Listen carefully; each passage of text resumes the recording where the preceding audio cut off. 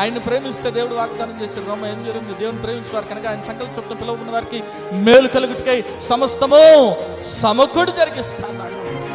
Oh Lord, I am your daughter, I am your son, I am giving the praise to you so that I can glorify you. You be with me, you help me out, because God has already promised that He will help you out.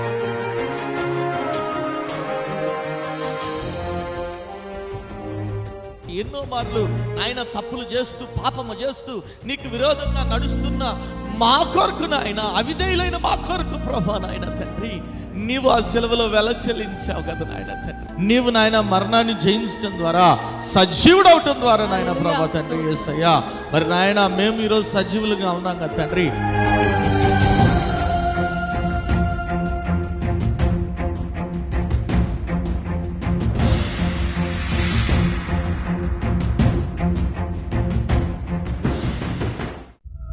కుటుంబంలో నెమ్మది లేని స్థితిలోనున్నావా? అప్పుల ఊబిలో కూరుకుపోయిన స్థితిలోనున్నావా? ఏ పని చేసినా విఫలమైపోతున్నావా? జీవితం లేని స్థితిలోనున్నావా? అనారోగ్యంతో అల్లాడిపోతున్నావా? తాగుడు, జూదం అనే రకరకాల సాతాను బంధకాల్లో కుటుంబ సభ్యులు ఉన్నారా? కుటుంబంలో రక్షణ లేని స్థితిలోనున్నారా? అయితే మీ సమస్యల నిమిత్తమై ప్రార్థన చేయటానికి మేము సిద్ధంగా ఉన్నాం. మీ ప్రార్థన అవసరత ఏదైనా సరే మాకు తెలియజేయగలరు. El Shaddai Prayer Tower, 306 3rd floor, Eden Square, above Spar Hypermarket, beside Apollo Hospital, Secunderabad. మా ఫోన్ నంబర్ 8885013886. దేవుడు మీ ప్రతి అవసరతను క్రీస్తు యేసు మహదైశ్వర్యంలో తీర్చునుగాక. అయితే పడుకున్నాను కానీ నాకు చాలా అనీజీగా అనిపిస్తుంది. అంటే అది కొంచెం గ్యాస్ట్రిక్ పెయిన్ లాగా అనిపిస్తుంది. చాలా అంటే చాలా అనీజీగా 1 hour కొంచెం అవస్థ పడటం జరిగింది. యశోద హాస్పిటల్కి వెళ్ళటం జరిగింది. వెళ్ళిపోయిన తర్వాత వాళ్ళు టెస్ట్ చేసి ఈసీజీ మామూలుగానే ఉంది, అంటే పెద్ద డిఫరెన్స్ ఏం లేదు అని అన్నారు. తర్వాత వెంటనే 2D ఎకో చేశారు. 2D ఎకో చేస్తే 2D ఎకోలో కూడా కొద్దిగా డిఫరెన్స్ ఉంది, కొంచెం పంపింగ్లో డిఫరెన్స్ ఉంది అని అన్నారు. నేను జాయిన్ అయిన 1/2 hour లోపల నాకు యాంజియోగ్రామ్ చేయడం జరిగింది. యాంజియోగ్రామ్లో ఒకటి 100% బ్లాక్ ఉంటే దానికి స్టంట్ వేయడం జరిగింది. వితిన్ 1/2 hour లోపలనే మళ్ళీ నేను నార్మల్గా పెయిన్ గిన్ పోవటం జరిగింది. ఆ తర్వాత ఒక 1 hour 2 hours తర్వాత స్టెబిలైజ్ అయిపోవడం జరిగింది బాడీ అంతా. అంటే హార్ట్ బీట్ కానీ అవన్నీ స్టెబిలైజ్ అవ్వడం జరిగింది. 2 days లోపల డిశ్చార్జ్ అయ్యారు. నిన్న సాయంత్రం డిశ్చార్జ్ చేశారు. బిడ్డకి 3 బ్లాక్స్ ఉన్నాయి. 3 బ్లాక్స్ ఉన్నాయి. ఒక్క బ్లాక్కే స్టంట్ వేశారు, ఇంకా 2 బ్లాక్స్ ఉన్నాయి. నిన్ననే డిశ్చార్జ్ చేయడు, అయినా కానీ చర్చకు వచ్చాడు. ఏమైనా హల్లెలూయా. ఒకసారి గట్టిగా చప్పట్లు కూడా దేవుడు నమ్మే ప్రధాన. నేను నమ్ముతున్న దేవుడు ఆ 2 బ్లాక్స్ కూడా ఆపరేషన్ లేకుండా తీసేసాడని నమ్ముతున్నాను. ఏమైనా హల్లెలూయా. అందరికి తెలుసు నాకు హెల్త్ బాగాలేదని. అయితే మళ్ళీ నేను సెకండ్ ఒపీనియన్కి వెళ్ళటం జరిగింది. వాటికి ఇంకా 2 స్టంట్లు వేయాలి. అవి ఇంకా 80% ఒకటి 90% ఒకటి 2 ఫిల్అప్ అయ్యాయి. కంపల్సరీగా స్టంట్ వేయాలని చెప్పేసి ఇక్కడ యశోదలో చెప్పడం జరిగింది. ఇక్కడ నేను మళ్ళీ డాక్టర్ దగ్గరికి పోయినప్పుడు డాక్టర్ గారు కంపల్సరీగా వేయాల్సిందే, చాలా అంటే బార్డర్లో ఉన్నారు అది ఇది అని చెప్పి చెప్పడం జరిగింది. అయితే అయ్యగారు నేను ఇద్దరమే వేరే హాస్పిటల్కి సెకండ్ ఒపీనియన్ కోసం వెళ్ళాము. వాళ్ళు కొన్ని టెస్టులు చేయడం జరిగింది. మళ్ళీ ఫోన్ చేసి మండే రోజు 2 ఒపీనియన్ కోసం అని చెప్తే మండే రోజు వెళ్ళటం జరిగింది. సో దాన్ని చూసింది ఎవరంటే సోమరాజు గారని ఏషియాలో చాలా పెద్ద డాక్టరు, అంటే కార్డియాలజీకి సంబంధించి. సో ఆయన చెక్ చేసి మొత్తం వాళ్ళ టీం అంతా కూర్చొని మాట్లాడి అవసరం లేదు, ఏం అవసరం లేదు, అన్నీ గట్టిగా చప్పట్లు కూడా అది ఏం అవసరం లేదు, మెడికల్గా తగ్గిపోతుంది అని చెప్పడం జరిగింది. మళ్ళీ ఇంకొక ఒపీనియన్ కూడా తీసుకోవడం జరిగింది. మళ్ళీ ఆయన డాక్టర్ కింద ఉంటాడు, ఆయన దగ్గరికి వెళ్తే మీకు అంత సరదాగా ఉందా, వేస్తాను, మీకు అవసరం లేదని చెబుతున్నాగా అన్నాడు. తర్వాత మళ్ళీ ఇంకొక ఆయన ఏషియన్ మళ్ళీ ఇక్కడ సిటీ న్యూరో డాక్టర్ శేషగిరిరావు గారు అని ఆయన ఇంకొక పెద్ద కార్డియాలజిస్టు. తర్వాత ఆయన కూడా చాలా ఫేమస్. ఆయన దగ్గరికి వెళ్తే ఆయన క్లియర్గా సీడీ చూసి క్లియర్ కట్గా ఏమి ఎక్స్ప్లెయిన్ చేశాడంటే దీంట్లో అసలు ఒక దాంట్లో అయితే 80% ఫిల్ అయింది కానీ దానికి మజిల్ ఏం అటాచ్ చేయలేదు, నీకు బై బర్త్ డిఫెక్ట్ ఉంది, ఆ డిఫెక్ట్ వల్ల నీకు అందరికి ఎట్టుంటుంది అది? అందరికి రైట్ ఉంటే నాకు లెఫ్ట్ ఉందంట. చూడు, అందుకే చెప్పి ఈరోజు ఏంటి, దేవుడు ఆయన సృష్టి, సో దానికి అసలు అది ఫిలప్ అయినా ఫిలప్ కాకపోయినా ఉన్నా లేకపోయినా అది యూజ్లెస్ ఉంది. సో అది ఇబ్బంది ఏం లేదు. సో రెండో అవసరం లేదు, మీరేమి కంగారు పడద్దని చెప్పి మూడో అతను కూడా చెప్పడం జరిగింది. సో ఇదంతా కూడా దేవుని మహిమ ద్వారా జరిగింది. అయ్యగారు కూడా బాగా ప్రేయర్ చేశారు దాని గురించి. ఒకటే మాట చెప్పాడు, ఏంటిదంటే ఇంక నీకు ఏమి మా సపరేట్ ఆపరేషన్స్ ఏమి ఉండవు, మెడికల్గా తగ్గిపోతుంది, అది జరుగుతుందని చెప్పాడు. 2 weeks తర్వాత అదే ప్రూవ్ అయింది. గట్టిగా చెప్పలు కూడా దేవుని అమ్మాయి బ్రదర్ గురించి చెప్పాలి. ఏంటంటే హాస్పిటల్లో స్టంట్ వేసిన తర్వాత లోపలికి వెళ్ళాక మీకేం కాదు బాగా అయిపోయారంటే మిగిలిన 2 ఎప్పుడు వేస్తారన్నాడు. వేసింది అప్పుడే, వేసిన గంటకి మిగిలిన 2 ఎప్పుడు వేస్తారంటే ఎంత తొందరగా వేస్తే మళ్ళీ పనికి వెళ్ళిపోవాలని. కానీ ప్రార్థన చేసి చెప్పడం జరిగింది, ఛాన్సే లేదు, మీకు మిగిలిన 2 స్టెంట్లు వేయరు. ఎంఎన్ హల్లెలూయా. వాగ్దానం చేసిన వాడు నమ్మదు, ఆయన చెప్పాడంటే చేస్తాడు అంతే. మరి 2 కాదు, 3 కాదు, 4 అన్నీ తెలిసి 2 చెప్పారు. తెలియకుండా వాటి షాపుల్లో ఎంతమంది ఒపీనియన్ అడిగారు, అందరూ కూడా నో అనే చెప్పారు. ఎందుకంటే అది ప్రభు పలికిన మాట. దేవుడు ఈ బిడ్డను ముట్టి స్వస్థపరిచాడు. మరి ఖచ్చితంగా ఈ బిడ్డ మీద కత్తి మళ్ళీ పడదు అంతే. ఆమేన్ హల్లెలూయా. దేవుడు ఇంకా మరి బిజినెస్లో కూడా అత్యధికంగా దేవుడు ఇతన్ని బిడ్డను ఆశీర్వదించును గాక.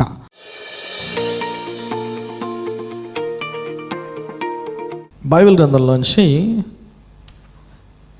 మత్తయి సువార్త 6వ అధ్యాయము 8వ వచనం చదవండి ఎవరైనా. మత్తయి సువార్త 6:8. మీరు వారి వలె ఉండకుడి, మీరు వారి వలె ఉండకుడి, మీరు మీ తండ్రిని అడగక మునుపే, మీరు మీ తండ్రికి అడగక మునుపే మీకు అక్కరగానున్నవేవో, మీకు అక్కరగానున్నవేవో ఆయనకు తెలియను, ఆయనకు తెలియను. మీరు చూసినట్లయితే యేసుక్రీస్తు ప్రభు ఇక్కడ మరి బోధిస్తున్నట్లు మనం చూస్తాం. ఈ మత్తయి సువార్త 6వ అధ్యాయంలో చూస్తే 3 విషయాలు చెప్తాడు యేసుక్రీస్తు ప్రభు. ఏంటి ఆ 3 విషయాలు అంటే, మొట్టమొదటిగా మనం ఇచ్చేది రహస్యంగా ఇవ్వాలంట.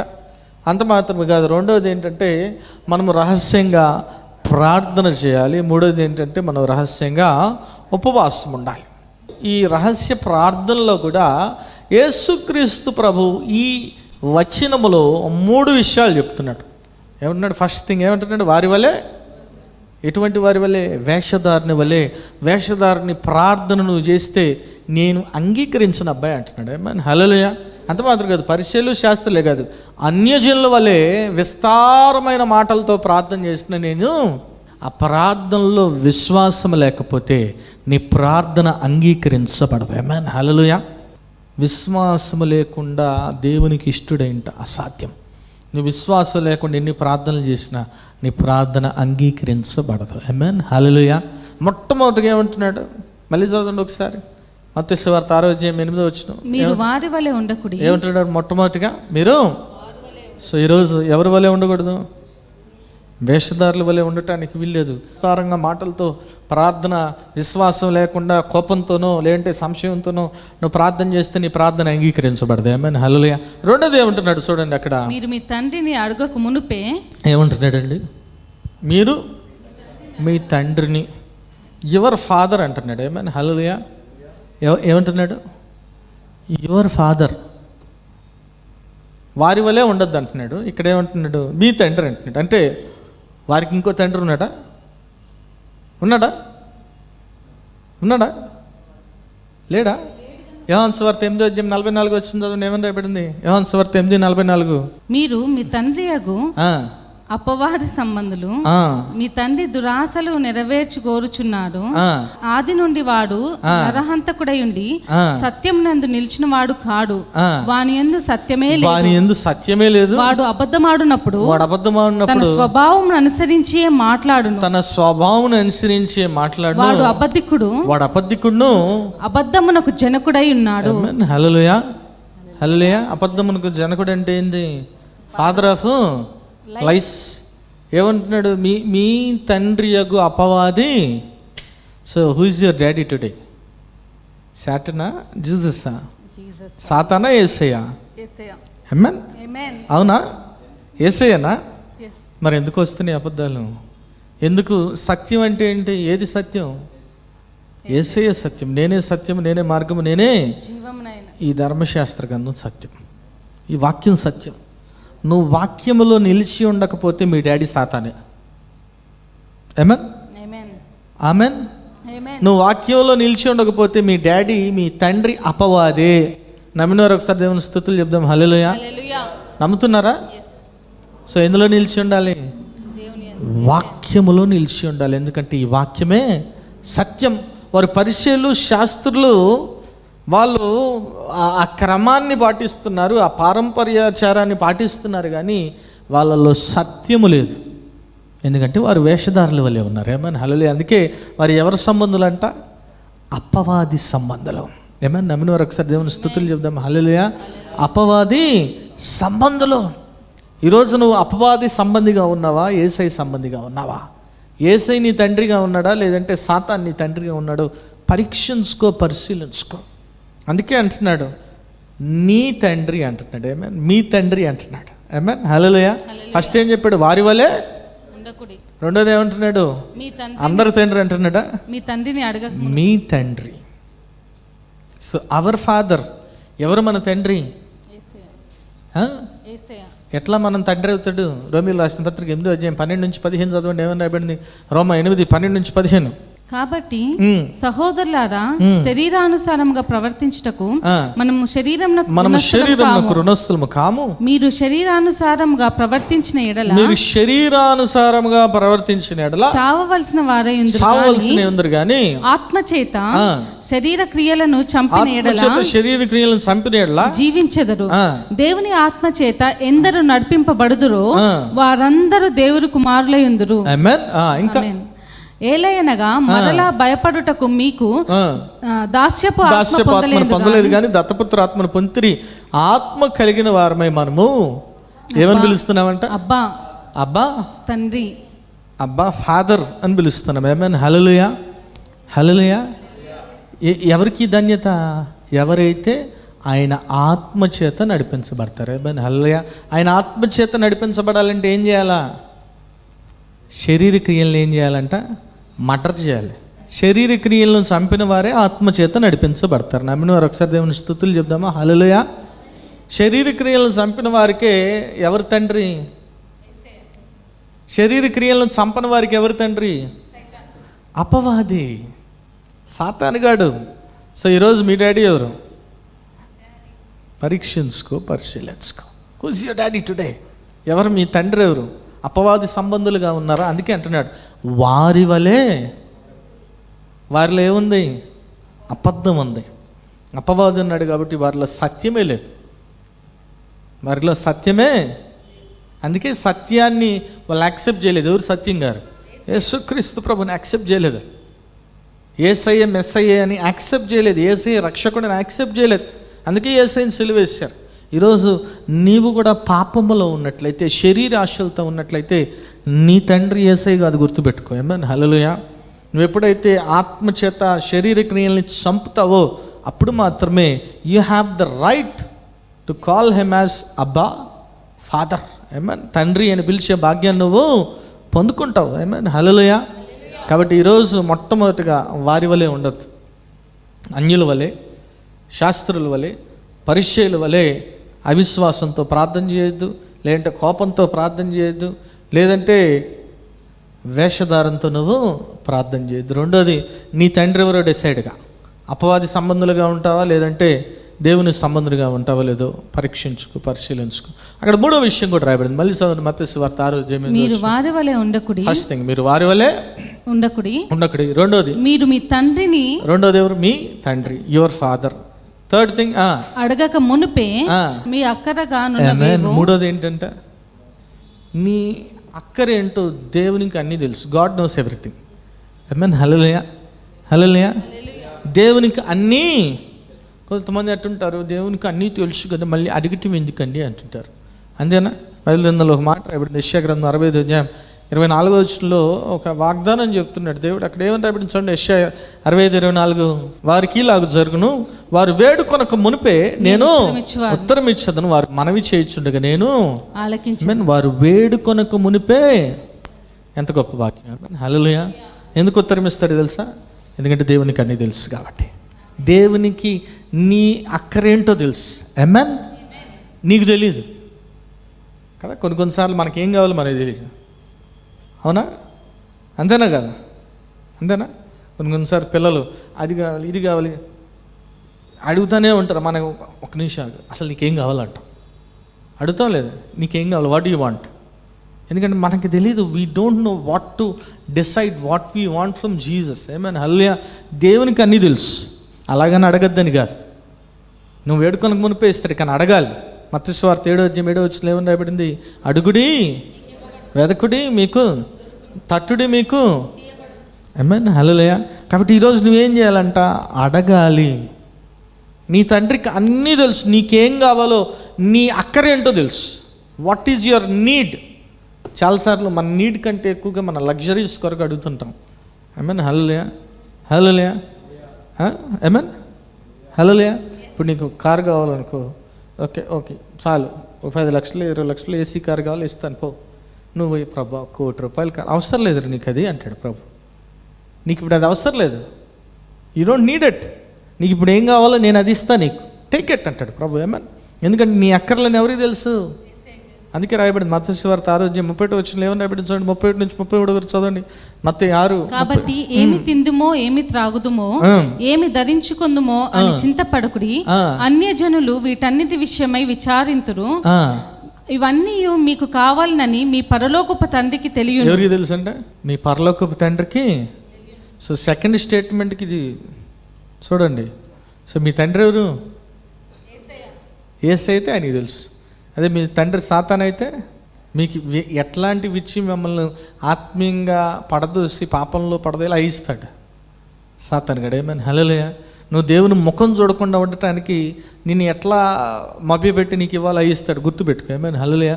కాబట్టి నీ పరలోకపు తండ్రికి అన్నీ తెలుసు. God your father knows everything. ఏమైనా కాబట్టి నువ్వు దేని గురించి నువ్వు చింతపడాల్సిన అవసరం లేదు.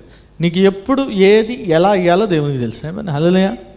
నీ అవసరతలు తీర్చే దేవుడు. అందుకే రాయబడింది ఫిలిప్పీయుల రాసిన పత్రిక 4:19 ఒక మాట రాయబడింది. చదువు ఫిలిప్పీ 4:19. కాగా దేవుడు తన ఐశ్వర్యం చొప్పున క్రీస్తు యేసునందు మహిమలో మీ ప్రతి అవసరత తీర్చును. ఏం తీరుస్తాడంటే? మీ ప్రతి. God will fulfill all your needs. God will supply all your needs. Amen. Hallelujah.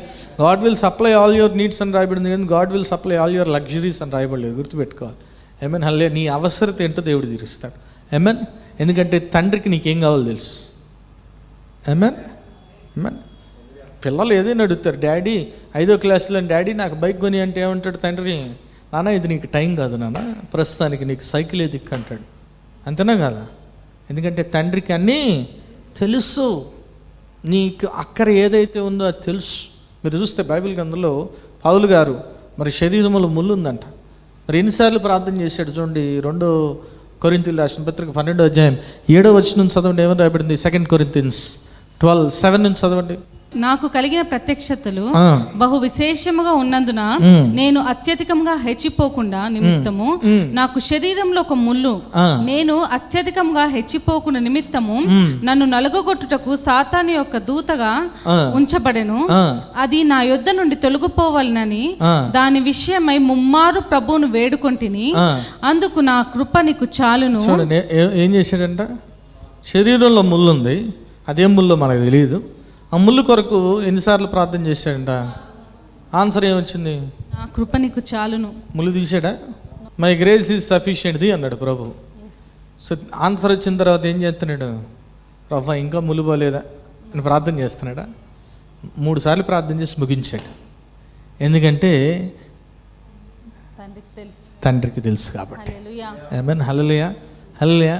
కొన్నిసార్లు మనం దేవునికి ఏవి ఇయ్యాలో కూడా మనమే బోధిస్తుంటాం. గుర్తుపెట్టుకోండి. ఏమైనా హల్లెలూయా.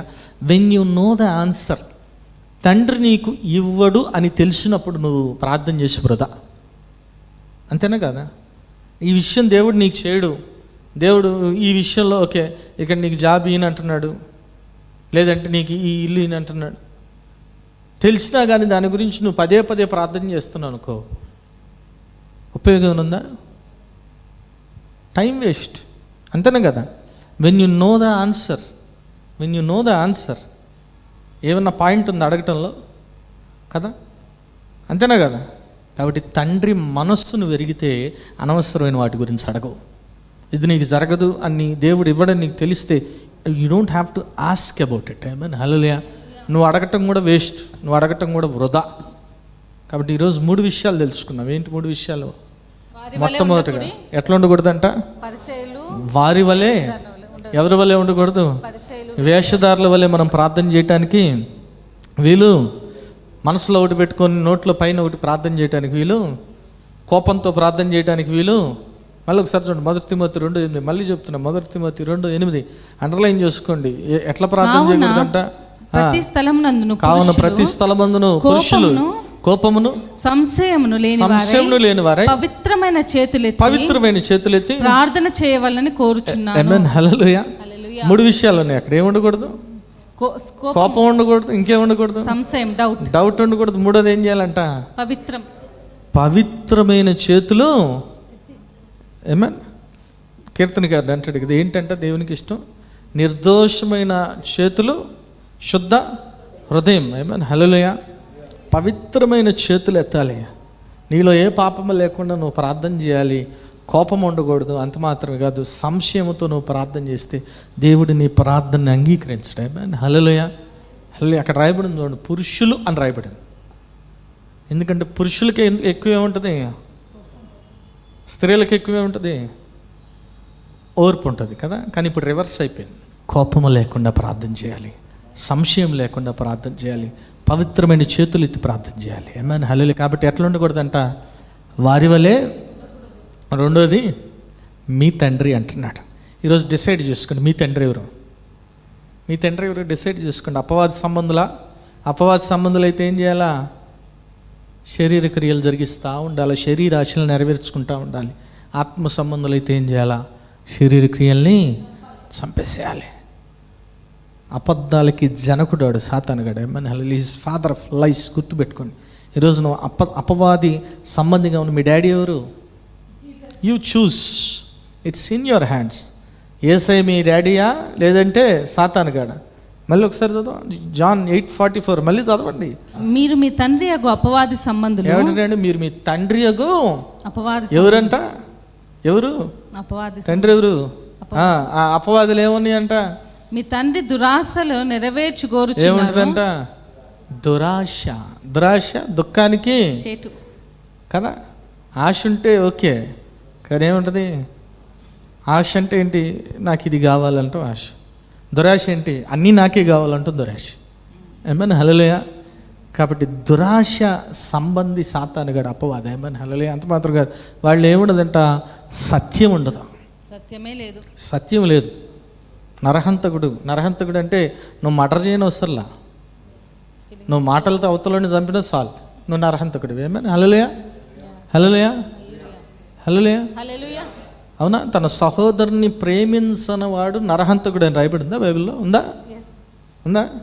సో నరహంతకుడు అంటే నువ్వు నీ పొరుగువాడిని ప్రేమించకపోయినా నువ్వు నరహంతకుడే. సో ఈరోజు ఏ సంబంధం? నువ్వు ఎవరు? మీ డాడీ ఎవరు? నిజం చెప్పండి. యేసయ్యా. నేను అడుగుతాను, పురుషులు ఉన్నారు, పెళ్ళైన వారిని, మీ మామ అర్థం అవ్వాలంటే మీలో ఎంతమందికి ఇష్టం, ఎంతమందికి ప్రేమ? నిజం చెప్పండి. ఇప్పుడు డిసైడ్ అవ్వండి, మీ డాడీ ఎవరు? పెళ్ళైన స్త్రీలు కూడా ఉన్నారు, మీ అత్త అవ్వాలంటే మీకు ఎంత ఇష్టం? డిసైడ్ అవ్వండి. మీరు ఎవరి సంబంధులు? అపవాది సంబంధులా, యేసయ్య సంబంధులా? ఆమేన్. హల్లెలూయా. నరహంతకులు అంటే ఒకరిని పొడవని అవసరం లేదు. నువ్వు నీ సహోదరుని ప్రేమించకపోయినా నరహంతకుడు. నేను చెప్పట్లా, బైబిల్లో ఉంది ఆ మాట. 1 యోహానులో రాయబడి చూడండి, తర్వాత చూడండి. ఆమేన్. కాబట్టి ఫస్ట్ ఎట్లా ఉండకూడదు? వారి వల్లే. 2వది ఎవరు ఉండాలి? మీ తండ్రి యేసయ్య ఉండాలి. 3వది ఏంటంట? దేవునికి అన్నీ తెలుసు. కాబట్టి అనవసరంగా వ్యర్థంగా ప్రార్థించి, దేవుడు బాబు ఇది నేను ఏం రా అబ్బాయి అన్నాడు అనుకో, చాలు ప్రభు, ఓకే ఫైన్, అయిపోతే okay, it's okay, no problem. ఇంకా నువ్వు ప్రార్థన చేస్తా ఉన్నావు అనుకో, నథింగ్ విల్ హ్యాపెన్. జరుగుతుందా? ఏమీ జరగదు, గుర్తుపెట్టుకోమని. హల్లే. కాబట్టి 3 విషయాలు తెలుసుకున్నాం. ఏమేంటి చెప్పాలి? మొట్టమొదటిది, వేషధారుల వల్ల ప్రార్థన చేయడానికి వీలు లేదు. 2వది, విస్తారమైన మాటలతో మనం ప్రార్థన చేసి ఉపయోగం లేదు విశ్వాసం లేకుండా. 2వది, మీ తండ్రి ఎవరో డిసైడ్ చేసుకోండి. 3వది, దేవునికి అన్నీ తెలుసు. కాబట్టి మీరు మీ అవసరతలు అడగండి, దేవుని చిత్తానుసారంగా అడగండి. దేవుని చిత్తానుసారంగా మనం ఏది అడిగినా దేవుడు మనకు దయచేస్తాడు. దేవుడు అట్టి కృప మనందరికీ దయచేయను గాక. ఆమేన్. ప్రార్థన చేసుకుందాం. నాయన స్తోత్రం ప్రభా, పరిశుద్ధుడా, ప్రేమగల తండ్రి, దయగల దేవా, నీకే వందనాలు ప్రభా. నాయన యేసయ్య, వాక్యం ద్వారా నాయన మీరు మాట్లాడిన విధానానికి నీకే వందనాలు. గొప్ప దేవుడు నాయన, మహాదేవుడు నాయన ప్రభా తండ్రి యేసయ్య. మరి నాయన మరి తండ్రి, అవును ప్రభా, మేము వారి వలె ఉండటానికి వీల్లేదు నాయన ప్రభా. నాయన ప్రభా, మరి వేషధారుల వలె, అంత మాత్రమే కాదు అన్యుల వలె నాయన విస్తారమైన మాటలు పలుకుతూ విశ్వాసం లేకుండా నాయన ప్రార్థించడానికి వీల్లేదు. కోపంతో ప్రార్థించడానికి వీల్లేదు. సంశయిస్తా ప్రార్థించడానికి వీల్లేదు. నాయన పాపంతో నిండుకొని నాయన మరి ప్రార్థించడానికి వీలు లేదు నాయన ప్రభా తండ్రి యేసయ్య. నిర్దోషమైన చేతులు ఎత్తి నాయన, పవిత్రమైన చేతులు ఎత్తి నాయన ప్రార్థించాలి. కోపం లేకుండా ప్రార్థించాలి, విశ్వాసంతో ప్రార్థించాలి. అటు కృప దయచేయండి నాయన. మీరు మాకు తండ్రి నాయన ప్రభా. నాయన శరీరాశల్ని నాయన ఆత్మచేత మేము చంపాలి నాయన ప్రభా. మీరే ఇటు కృప నాయన దయచేయమని అడుగుతున్నా. అదే రీతిగా నాయన మాకేం కావాలో నీకు తెలుసు. యు నో బెటర్ దాన్ అస్ నాయన ప్రభా. మాకంటే ఎక్కువగా మా గురించి నీకు తెలుసు నాయన ప్రభా తండ్రి.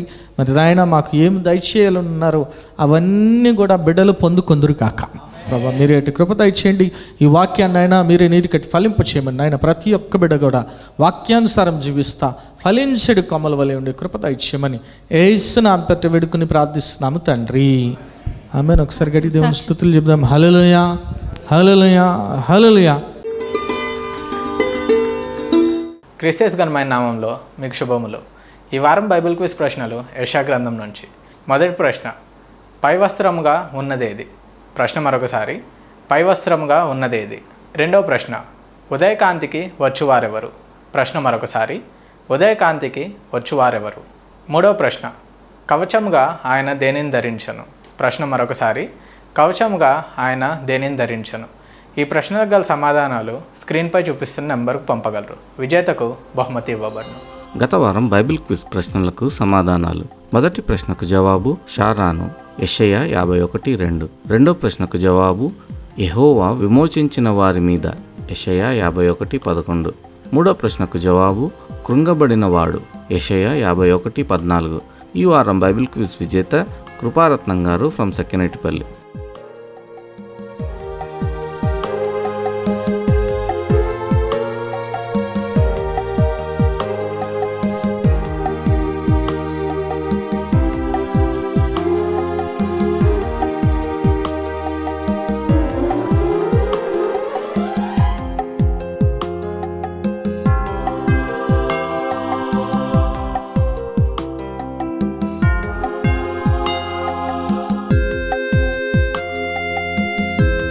మరి ఎవ్రీ మండే మరి ఆశ్చర్యకరమైన యేసు అనే టీవీ ప్రోగ్రామ్ జరుగుతుంది. మరి ఆరాధన ఛానల్లో ఎవ్రీ మండే ఈవినింగ్ 6 o'clock వస్తుంది. మరి చూడండి, ఇతరులకి పరిచయం చేయవలసిందిగా ప్రభు నామ పేట మనం చేసుకున్నాను. అదే రీతిగా మరి యూట్యూబ్, ఫేస్బుక్ ఛానల్లో కూడా మరి ఇప్పటి వరకు అనేక ప్రోగ్రామ్స్ జరిగినాయి. మీరు చూడొచ్చు, వాచ్ చేయొచ్చు. మరి చూడండి, బలపడండి, పరిశుద్ధాత్మను పొందుకోండి. ఆమేన్.